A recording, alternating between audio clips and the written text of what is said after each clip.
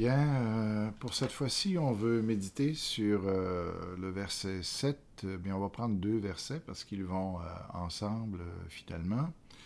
Dans le chapitre 30, versets 7 et 8. Donc, alors ça dit ceci.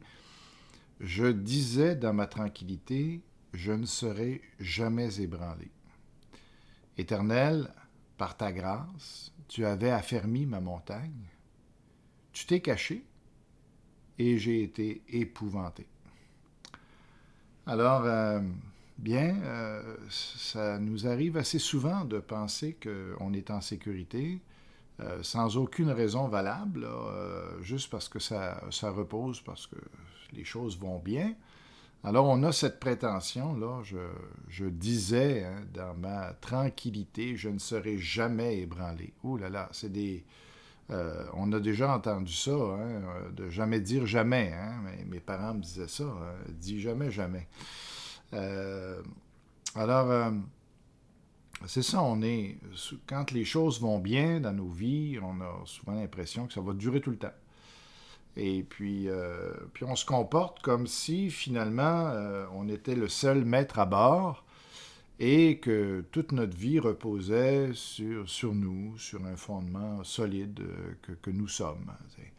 Alors qu'en réalité, la vie, il y a tellement de facteurs qui déterminent ce que je vis aujourd'hui qui sont indépendants de moi, qui dépendent des autres, qui dépendent du pays dans lequel je me trouve, qui dépendent de, de ce qui arrive en politique, ce qui arrive, on l'a vu avec les virus qui peuvent bouleverser, faire bousculer ou bousculer toute notre vie.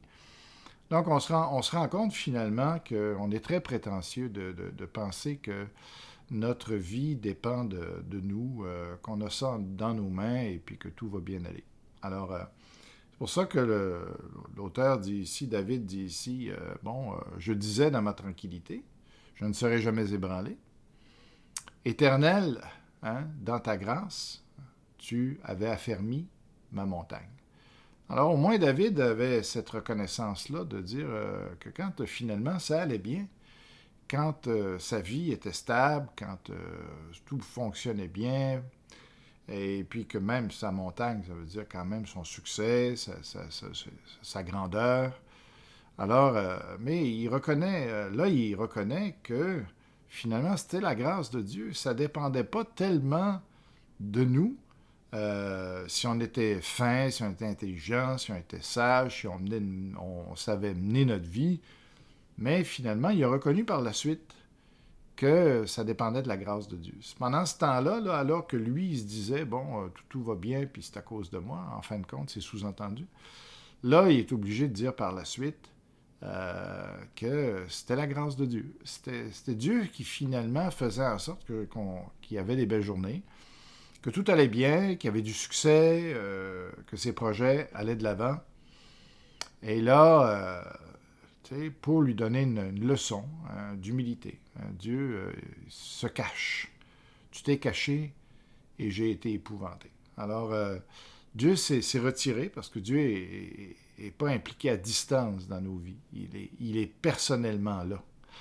Alors, quand il décide que là, il ne veut plus appuyer ce qu'on fait, puis qu'il veut justement nous montrer que finalement, c'est sa présence qui fait que ça va bien.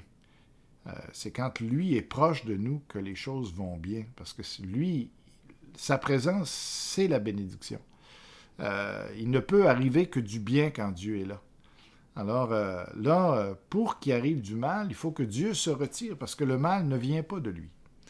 Alors, il se retire, il laisse le champ libre finalement à d'autres choses et d'autres influences qui fait que là, David, son expérience a été, ouf, quand Dieu l'a laissé tomber, qu'il l'a livré à lui-même, que là, il a été épouvanté. Là, il voyait bien là, que seul face à la vie, il ne faisait pas le poids.